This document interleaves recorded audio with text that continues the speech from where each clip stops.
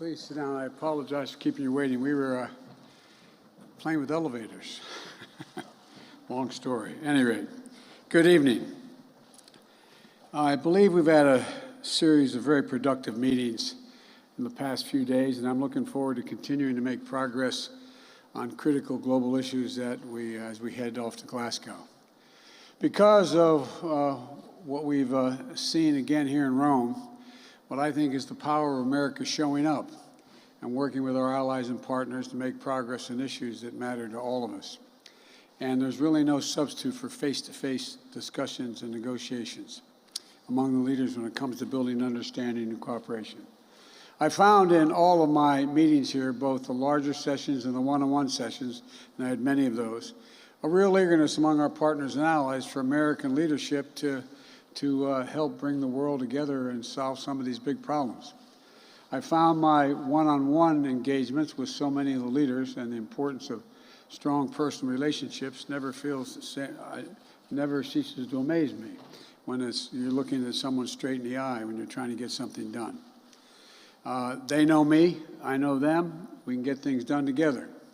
And so I want to thank the Italian people, by the way, for the G20, for their hospitality, and congratulate Prime Minister Draghi. He did one heck of a job leading the G20 through a difficult year marked by great global challenges, critically among them ending the pandemic, driving a broad-based, sustainable global economic recovery, and tackling the climate crisis. I believe we made tangible progress on each of these issues, in part because of the commitment that the United States has brought to the table. For example, I'm proud that the G20 endorsed the global minimum tax. This is something the United States has been driving for over a year, building momentum up to this achievement. And this is an incredible win for all our countries. Instead of nations competing against one another to attract investment by bottoming out corporate tax rates, this set a minimum floor of 15% to ensure that giant corporations begin to pay their fair share no matter where they're headquartered, instead of hiding profits overseas.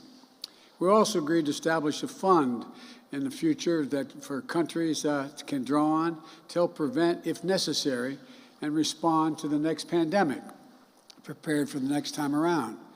Yesterday, together with Prime Minister Johnson and Merkel and Macron, President Macron, we came together to reiterate our shared belief that diplomacy is the best way to prevent Iran from gaining a nuclear weapon, and we discussed how best to encourage Iran to resume serious good faith negotiations.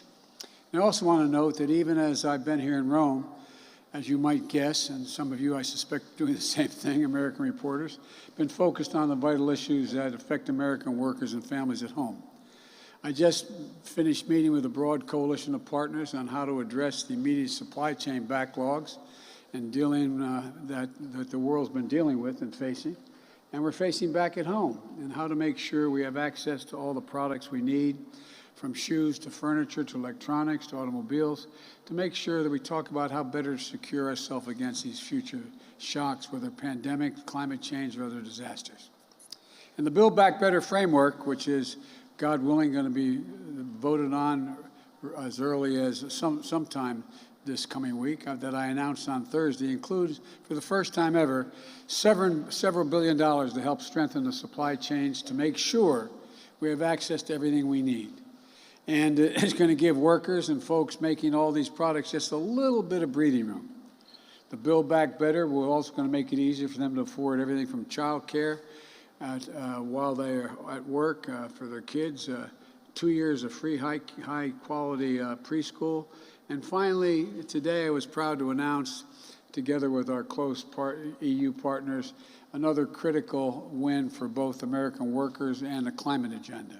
The United States and the European Union have agreed to negotiate the world's first trade agreement based on how much carbon is in a product, as we negotiated the steel and aluminum tariffs that were in place. We made agreement, and I might add, strong support of the U.S. steelworkers back home, and I want to thank them. I want to thank Tom Conway, who I spoke to today, President of the United Steelworkers, for his partnership in arriving at this deal. The deal will immediately remove a point of significant tension with our friends in the European Union. And it rejects the false idea that we cannot grow an economy and support American workers while tackling climate crisis at the same time. We're talking about a lot during the G20, the COP26, but we also know tackling climate crisis has been a all-hands-on-deck effort. American workers are a critical part of the solution. And now I'm happy to take some questions, and I'm told I should start with